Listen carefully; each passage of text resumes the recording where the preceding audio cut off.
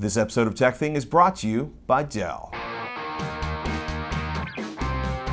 Hey everybody, welcome to CES 2019. We promised you the best televisions of CES 2019 because CES 2019, like every other CES, is full of televisions. And I will say, I will be honest, I will own up to it. I don't get giddy about products anymore, but I want to take home LG's rollable LED TV, OLED TV. Heck yeah. So many letters in that. It is amazing. If you haven't seen it, I'm so sorry. It's incredible. It is big though. The box is big. The box is big. It's a 65-inch screen, and it literally comes right up out of a box in a roll-up fashion. If you look at the back of the screen, it actually reminds me of like a rolling garage door in terms of the lateral slats, and then a couple of arms that just extend up and make it all fixed and rigid. And the box it sinks into is kind of large. It's about I'd say about a 1 foot by 1 foot and about 6 feet long. Roughly, maybe 5.5 feet. However, it does not only contain the rolled up panel when not in use, but it also features about a 100-watt sound system with Dolby Atmos audio, which is fantastic. And other cool features of that particular TV, because it can roll up, it can come up just a third, so you have like an edge to it where it can do display information for either your music or weather or news or things like that. In addition to, if it's completely retracted, it's still an audio player with all your hooks for your virtual assistants and other things like that as well. And that's one other thing, just speaking of LG and other manufacturers as well, there is so much integration regarding Google Assistant and Amazon Alexa that it is in freaking everything. So it's also funny because we're seeing AirPlay 2 in some places we never expected in terms of television. I want to say Samsung's going to have an application to do iTunes movies and television shows. That's probably one of the big news stories here is that Apple, even without a presence, had news announcements everywhere regarding integration of their streaming services and technologies into other consumer products besides their own, which is fantastic for the many, many people who own those. The other big trend here is just supersized LCDs. This looks like the year of a 98-inch panel, if you are so inclined. Both Sony and Samsung showed off 8K versions of these monster full-array local dimming LCDs. They look fantastic. No pricing, no availability yet.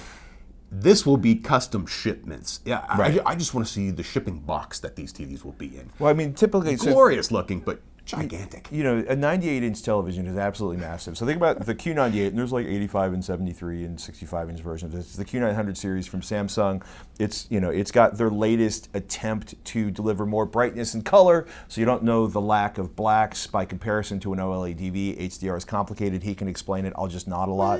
But I almost felt bad for Samsung because, LG shows up and everybody's like, oh, they did all their announcements before the show. We pretty much know what's coming. They got a new processor. The glass is pretty much the same. They introduced new products compared to Samsung, who had already introduced the Q900. And now, I can't talk about what they will be bringing out yet, but they will be bringing out TVs later this year. And they're going to basically try to hold that event in a way that it makes it their own, rather than just being part of the massive thing that is CES. I mean, I have a 100-inch projection screen at home and I love it, but it also disappears up towards the ceiling and doesn't dominate the room permanently. And that was part of what was so fascinating about watching LG's television, is because if you have a small living room, or if you're in a small apartment, or if you want something, yes, that is a big box, but it still doesn't look at the giant black hole over there that we can't do anything with unless we do art scaling through it. Although I love Samsung's. You'll need a team of people, 4 people to set up a 98-inch display.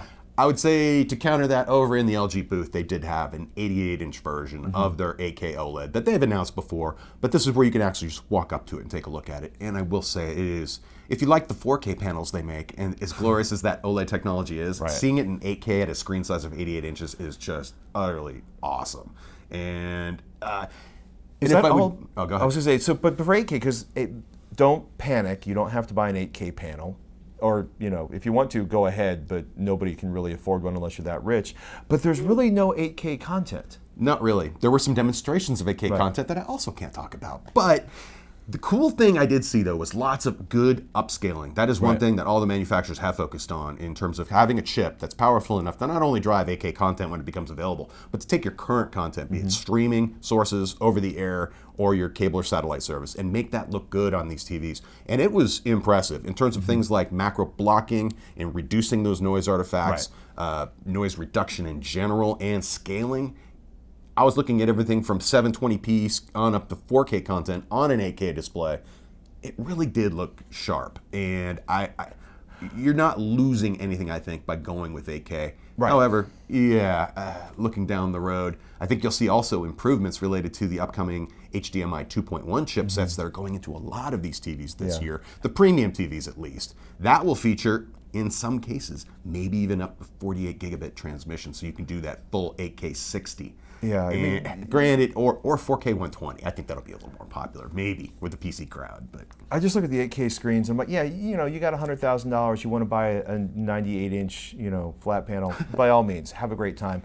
But it seems like this is going to be one of those areas where the processing is.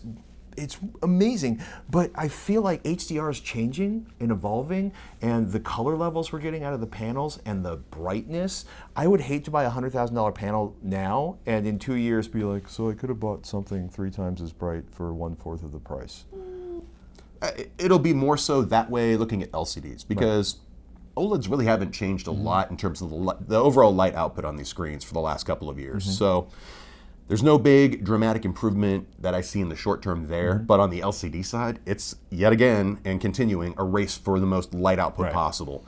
There were lots of demos of 4,000 nit displays, be it from mastering suites, and there were many, many consumer TVs on the show floor that were pushing 2,000 nits or more. Which is really bright. And that's significantly brighter than you're going to get with any projector. However, like you said, there are some sweet projectors coming out this year too, laser-based, lamp-based, 4K, way more affordable than I thought it would be at this point. None of which we can really talk about at this point. No, not at least some of it. There are, like people like ViewSonic and Optima have shown off some products, and they looked great as well. LG showing off that short throw laser projector that uses a dual colored laser system, which is a first for them. That means that it will improve color saturation and quality, and that produces like about 120-inch image at about 7 or 8 inches away from the screen. It's pretty amazing to see one of those. It looks really good. And I want to say over in the Hisense booth, they actually showed off, compared to LG's 2-color laser system, they had the first demonstration I've seen of a consumer-based 3-color laser system using red, blue, green laser. And that's typically something reserved for either commercial installation on the ultra high end. We're talking like $250,000 displays a few years ago. Nowadays, I want to say you could probably get into a 3-color laser system with other manufacturers for around $25,000, $30,000. This will be a product coming out later this year that will be probably half that, and about $15,000, say. And while that is an expensive display, compared to where that technology was even 6 months ago or a year ago, there were no cheap options, and this still isn't cheap, but it's literally half to a third of what some other companies have done so far. I practically begged Hisense to make sure they've got that factory calibration nailed, because you're dealing with super saturated primaries, which is what you need for HDR content. But when you're looking at your standard dynamic range content with a standard color palette, you want to make sure it can scale itself back so you're not just making a way too colorful picture. We should probably talk about televisions that everyone sitting in the room right now and most of you watching at home can actually hope to aspire to buy without, selling your kidneys. The new OLEDs across the line from LG, in terms of what they had last year, is effectively just becoming the 9 series for this year. Similar lineup, similar price points, very few major changes to the actual panel technology. They have some new calibration features, courtesy of the SpectraCal CalMan software, that I found are going to make these TVs look better than anything before. On the LCD side, we were over at the TCL booth, and their latest Roku TVs. They have a successor to the 6 Series, the newer 6 Series, very similar in performance and so on, but what really caught my eye was their new 8 Series panel, and that takes the jump up to quantum dot color. That gives you superb color saturation, and in addition to that, it will still be a Roku-powered TV. And compared to the 6 Series, it literally doubles or almost triples the number of backlighting zones, so you have a much more granular ability to control that contrast on the picture. So parts of the picture that are dark can be really dark without any kind of haloing artifacts or minimizing it.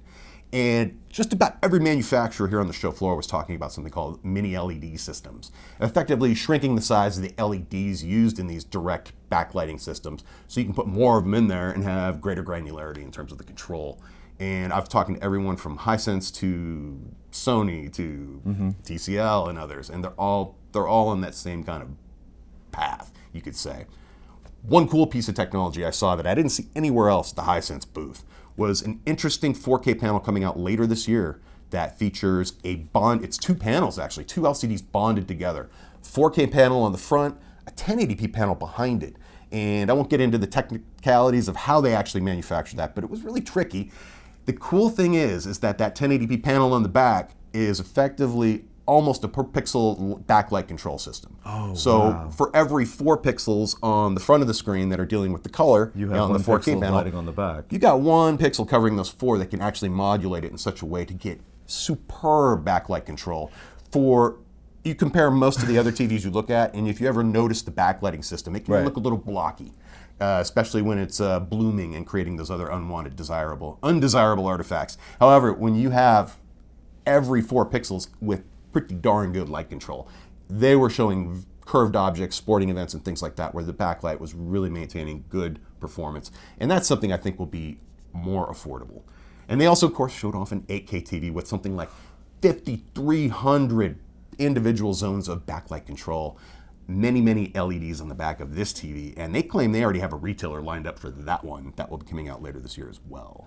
So the idea of actually having 1920 by 1080 pixels behind a 4K screen for lighting almost makes me less excited for the new Vizio panels, which have like 480 lights in back of them, which is a staggering number of zones for a screen. Vizio made it back to the show. They weren't on the show floor. They had a private suite in a very nice hotel.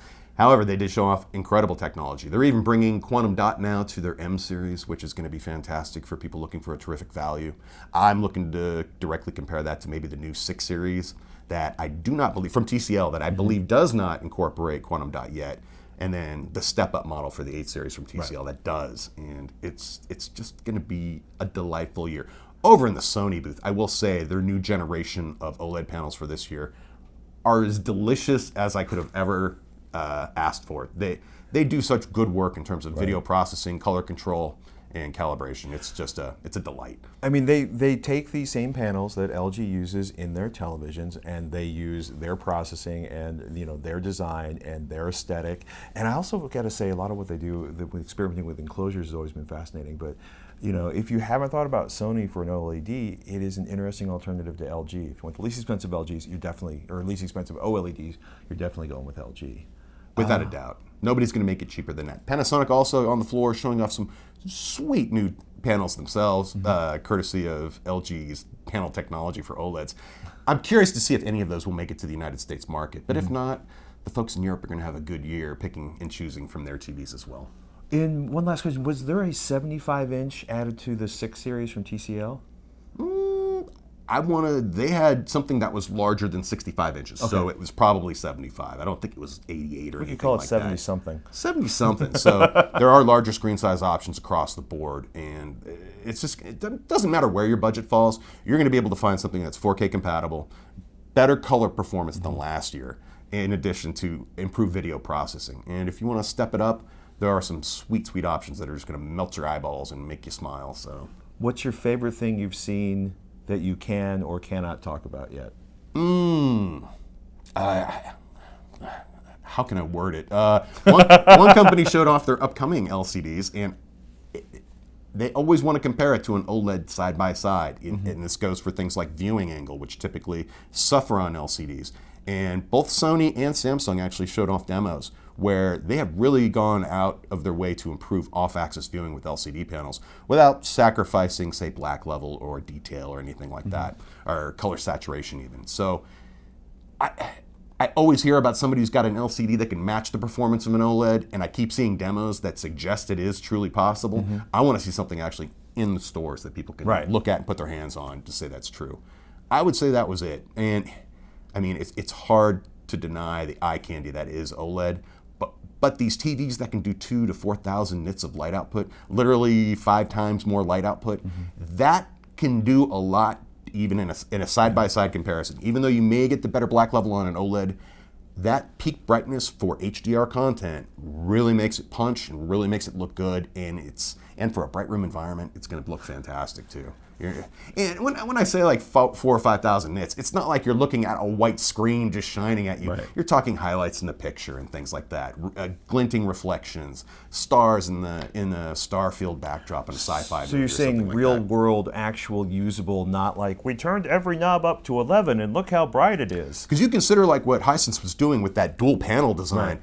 How much light is behind that gets sacrificed on the way through? There's probably a small sun behind that panel, and I'll be curious to see, especially with the larger OLEDs, some of these super bright LEDs and LCD TVs, what their power consumption is. It's going to be interesting. I bet you they ship, if they're trying to do an Energy Star rating, it's going to look pretty ridiculous out of the box, and you're immediately going to hit the button and go, put this in normal mode. Whatever you're trying to do to conserve power, stop. And that is the other thing, too. People keep asking me, where are the smaller OLED screens? I was told that they may happen this year, but I've seen no indication that anything is going to be smaller than 55 inches. I think one issue is that it becomes increasingly difficult to create an OLED panel that has 4K resolution any smaller than, say, 55 inches, because you have to shrink the pixel sizes, and that changes the aperture. It changes how you're dealing with a smaller piece of material that needs to be stimulated, and it may affect its longevity and other things like that. Or they're going to have to lower the resolution, say to 1080p or 720p. And I don't think they want to be bothered. And yeah, you could sell. They're selling plenty of the 55 and larger, but I know a lot of you are looking for larger or smaller OLED displays. One place that you are going to see that today, if you want, is in notebooks and in desktop monitors. And I think I've already seen at least 2 or 3 manufacturers on the show floor showing off OLED-equipped notebooks, and those look freaking fantastic. So smaller screens are coming, but they're probably not going to be in consumer televisions anytime soon, unfortunately. 55 is about the limit as far as the small of OLED, but unfortunately, no 49s or 42s or anything like that in the foreseeable future. Be patient, people. When we find them, we'll tell you about them. This is Robert Heron. If you haven't seen him before, you can find him at heronfidelity.com, which is a fantastic website that is, oddly enough, all about televisions and screen technology. If you like home theater, you should join the two of us on a podcast called avxl.com, where we talk about home theaters and audio, because we want you to have the best possible experience. Speaking of experiencing, you probably aren't at CES right now, but you should. If you want to have the CES experience, go over to youtube.com/TekThing, where you can find all of our CES coverage from CES 2019. I'm Patrick Norton. Hey, I'm Robert Heron. Thank you so much for watching this episode of TekThing. I want to give a shout out to our sponsor, the people bringing you TekThing at CES 2019, Dell and Alienware and the M51 laptop. If you haven't seen this thing, I am verklempt. Why am I verklempt? What is that word? You can find out about it on Wikipedia or a dictionary. But I want to talk to you about the M51 laptop because they have essentially taken a desktop CPU, which is upgradable, 9th generation Intel, overclockable, and space for a full-on RTX GPU from NVIDIA, and you can fit them all in a 17-inch laptop. Is it a little bigger than an XPS 13? Absolutely, but it is amazing. And if you're looking for the ultimate in mobile gaming performance, if you are going to go out and thrash the planet in your esports events, you have to check out Alienware's M51 laptop. This thing is incredible, people. Thank you so much for watching, and thank you to Dell for sponsoring TekThing CES 2019 coverage.